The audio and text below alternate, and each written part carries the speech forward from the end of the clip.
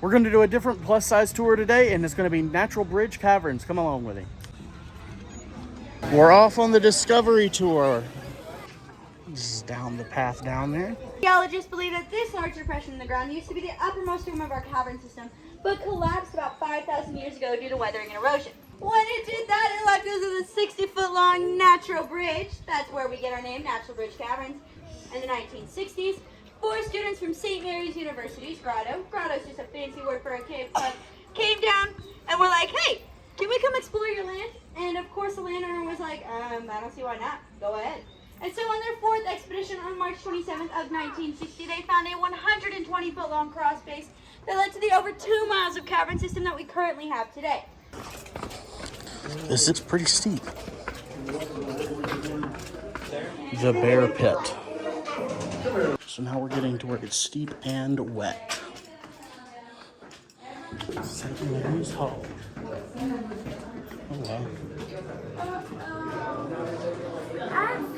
Boog, why don't we climb through the hole, man? We've been going like all the way ahead of here. Alrighty guys, we're currently in St. Mary's Hall. We are 90 feet below the Natural Bridge. The pathway we are going is a 1 person at a time type of pathway. I'm actually sliding down here. This room we call Pluto's anteroom for a reason. When our forest explorers came in, this is what they saw. They saw this and said it reminded them a little bit of the underworld, so they named it after the Roman god of the underworld, Pluto. Now I'm pretty sure that's why the planet Pluto was named that as well, and before anyone says Pluto was not a planet, I will fight you on that. Yes, it is. I believe that wholeheartedly. You cannot convince me otherwise. Anyway, formation giving us, of course, our room stays. Here's a great example. We have the first layer, the second layer, and of course the third layer, and it keeps going on like that as you go down. These joints allow for rainwater to come in and slowly carve out the room, and when it did that, it filled it up with water as well. Now, come this way, come this way. Come this way, come this way. It's okay. It's okay, he's okay. I understand that. If it was an adult, I would be like, no, he's a kid, I understand. It's okay.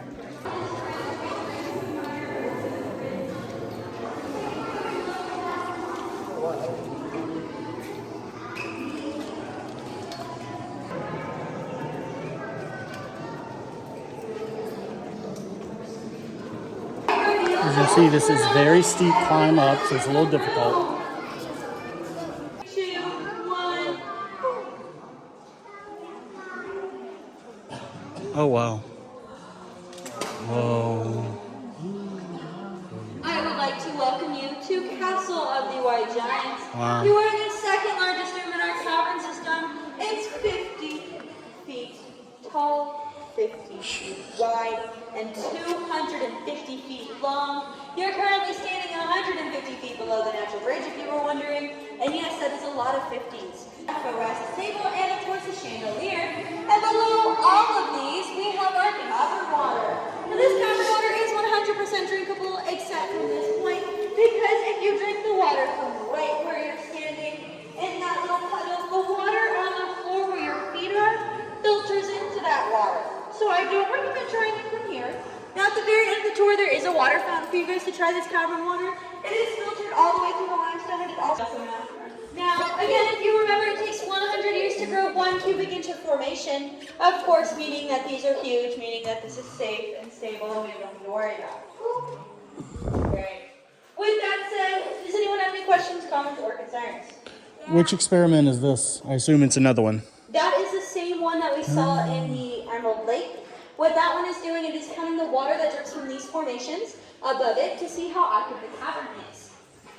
My legs are burning, but I just bought a Gatorade and I made it out of the first cavern. I have about an hour before my next tour. The property is family owned, so it's not a state park or anything. This is a climbing thing you can do in addition to the caves. It actually has a pretty high weight limit at 300 pounds. I'm above that still, but if you are below it, you could do this. I thought this would just be the cavern, but there's quite a bit to do here. There's several stores to explore, little snack stands everywhere. You can really make at least an afternoon of this. And it's generally just a beautiful property all around. Even if you decide not to do the caverns, I think coming and checking this out is really nice.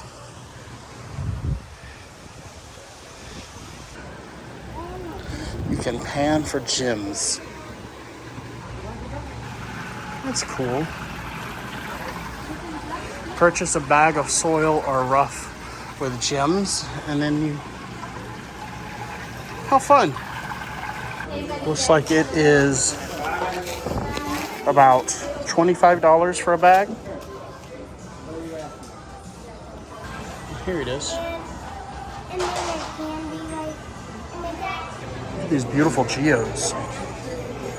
Oh, the 25 is you can break these geodes. That's awesome. There's a maze back here you can go through as well.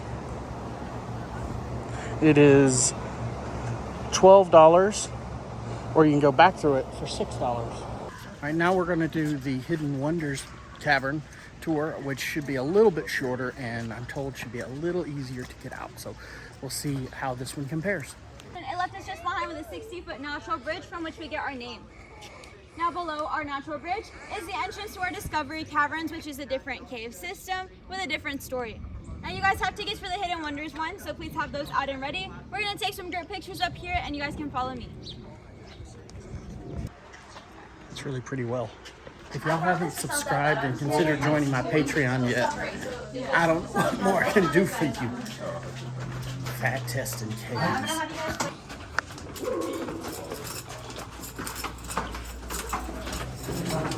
Oh. And down we go into the pits of darkness. Yes.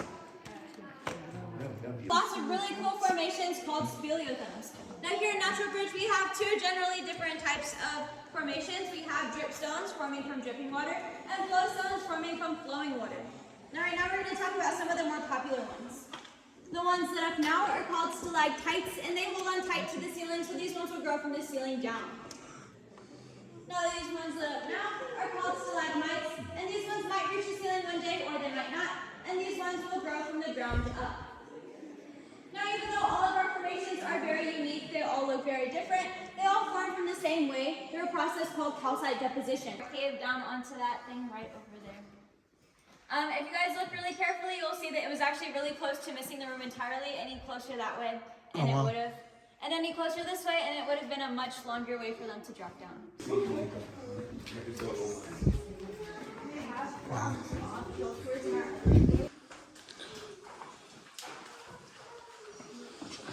The broom closet. So eventually these two will end up becoming a column.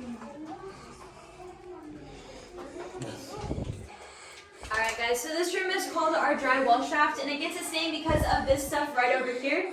It looks really dry, but it's really humid in our cave, so it's actually not. This stuff is called paleokarst. I keep on mentioning karst, again that's just a type of limestone, and paleo just means really old, so this is probably the oldest part of our cave.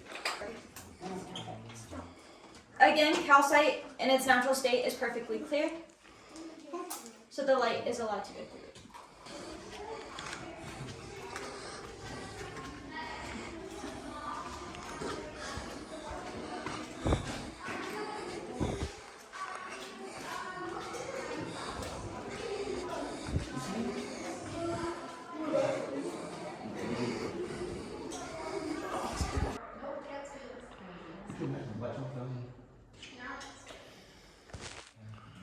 How many feet does it go down?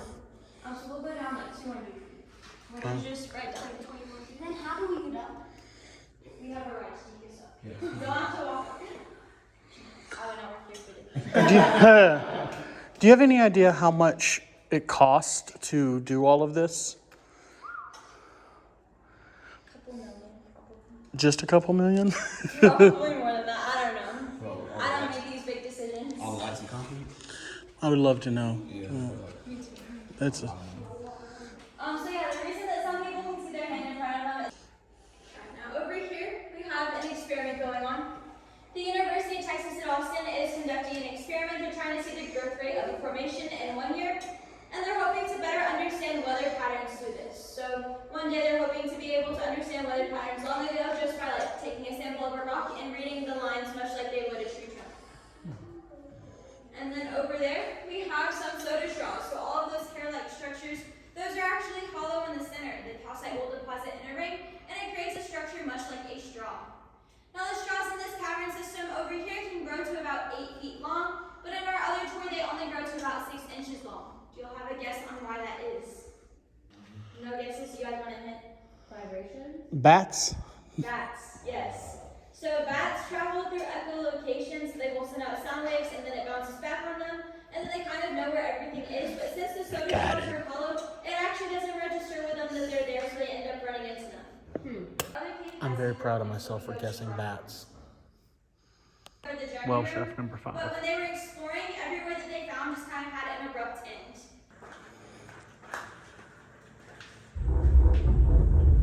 Oh, that's awesome.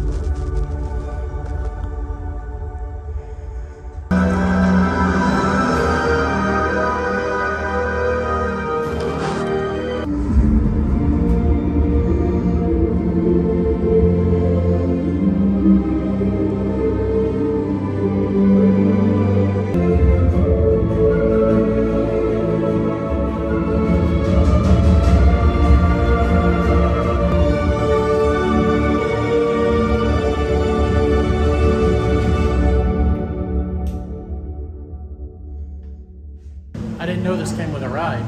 It's actually kind of fun. So whenever you see these black things here, you're also going to get a little bit of a roller under you and have a little massage. My biggest fear right now is falling backward and taking people out with me. We're almost there. Whew. You can feel it now. We're starting to reach the heat again. And we're almost there. Almost there. Yes, sir. Oh, made it.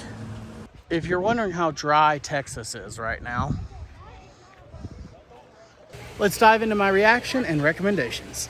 First off, thanks to Michelle for recommending this place. She was wanting to come here, and so hopefully this video helps her out. If you're interested in asking me to go different places and check them out, I can't do everything, obviously, but I do listen to my Patreons. They all get a vote when I'm trying to figure out someplace new to go. So check out my Patreon in either in the description below or above or in the bio. But this was a fun suggestion. It's something I don't do. I've done like one other cavern in my life. I've never done a video. That was before I was doing this type of things. That was Carlsbad. And this was a very different experience. We did 2 tours of the cavern. That was a lot of fun. Each was about an hour to an hour and 15 minutes. I will say the Discovery tour was much more, I thought there was more to it. It was more beautiful. There were more natural creations in there. But if you're trying to find something a little bit easier on you, the Hidden Wonders tour, the stairs, I mean, look, there's a lot of stairs still. I think there's 190 stairs, so you've got to be prepared for that. But I thought that was easier than than all of those turns going down on those slippery floors. I also thought the light show at the end was pretty cool, and that you were able to get up on the bat, as they call it. It wasn't easy, but it was easier than coming up on the Discovery tour. So these were both a lot of fun. Again, thanks for the recommendation. I really enjoyed it. I hope you'll join me for the next one. Make sure to subscribe, follow along, and leave a comment below on where you'd like me to go next, and join the Patreon. And check out this next video.